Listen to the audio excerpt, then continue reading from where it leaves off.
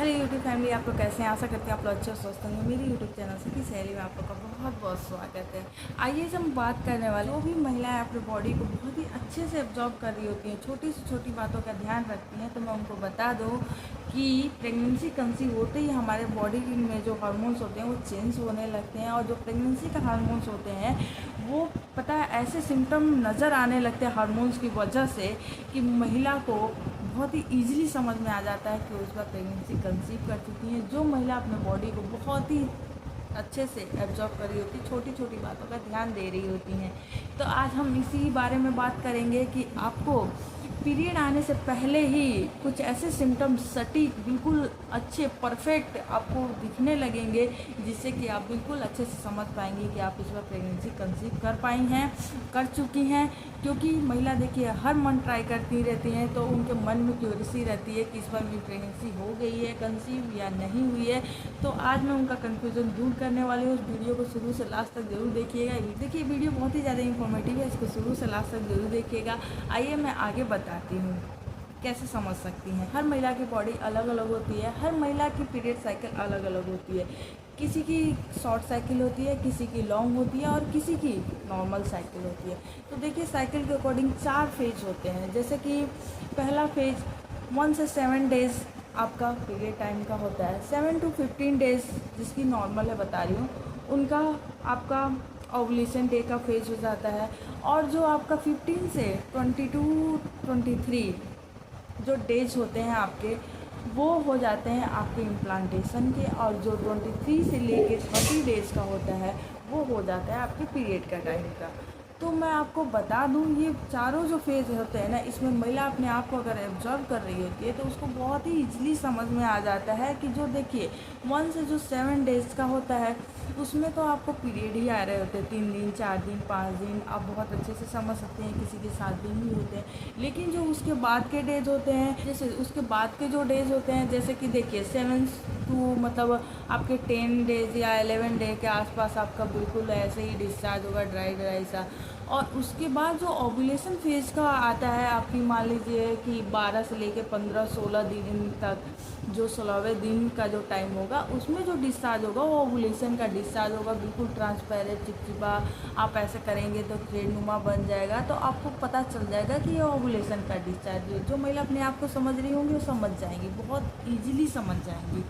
ठीक है, तो ऐसा डिस्चार्ज होता है। उसके बाद का आ जाए टाइम, उसके बाद का जो डेज होते हैं वो इम्प्लांटेशन के होते हैं, जो कि 23-22 डेज़ जो आपका है साइकिल का, तो उसमें इम्प्लांटेशन का टाइम होता है। अगर आपका पीरियड आने वाला होगा, ठीक है, अगर आपका पीरियड आने वाला है तो उसमें का जो डिस्चार्ज होगा ना, देखिए पीरियड के ना 4-5 दिन पहले से ही आपको वाटरी डिस्चार्ज, जैसे नॉर्मल बिल्कुल ऐसे ही वाटरी डिस्चार्ज आएगा, आपको ना वाटरी डिस्चार्ज होगा। उसके बाद आपका ना पीरियड चालू हो जाएंगे, ठीक है। लेकिन अगर आपका इम्प्लांटेशन सक्सेसफुल हो गया, अगर आपको इम्प्लांटेशन हो गया तो बिल्कुल आपको वैसा डिस्चार्ज नहीं आएगा जैसे कि पीरियड का जैसा ही डिस्चार्ज आता है। आपका इम्प्लांटेशन सक्सेसफुल होते ही आपका अलग ही डिस्चार्ज आएगा। और आपकी जो यूट्रस होगी ना, आपको ना क्लोज जैसा फील होगा, टाइटनेस फील होगा, क्योंकि कोई भी बैक्टीरिया जो बाहर की है वो अंदर ना जा सके। ये हमारे प्रोजेस्टेरोन हार्मोन्स की वजह से होता है।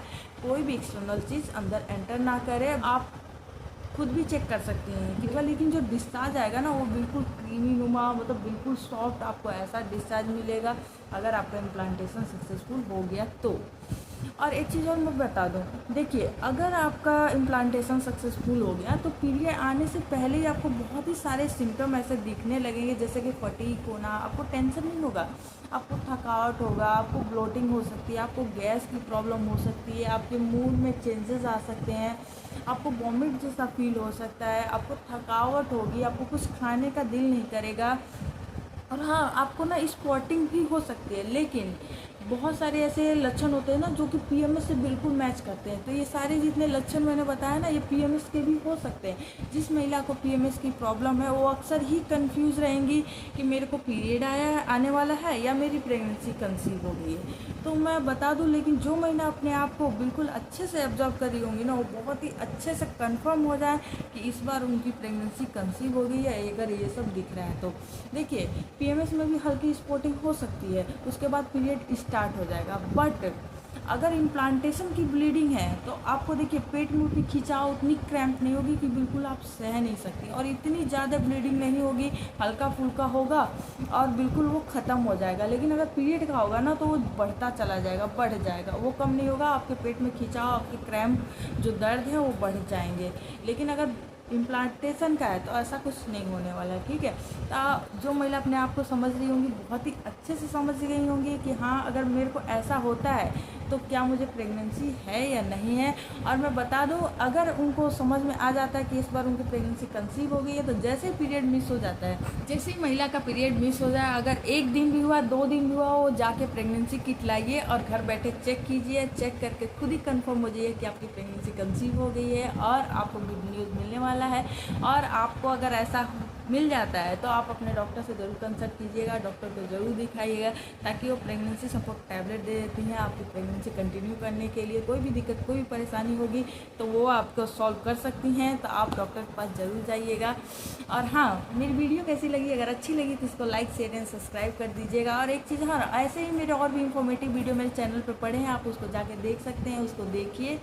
और हाँ, अगर मेरी वीडियो से रिलेटेड कोई भी कन्फ्यूज़न, कोई भी दिक्कत है तो आप मुझे कमेंट मैसेज कर सकती हैं, मैं मैसेज का रिप्लाई करूँगी। Thank you so much, thanks for watching.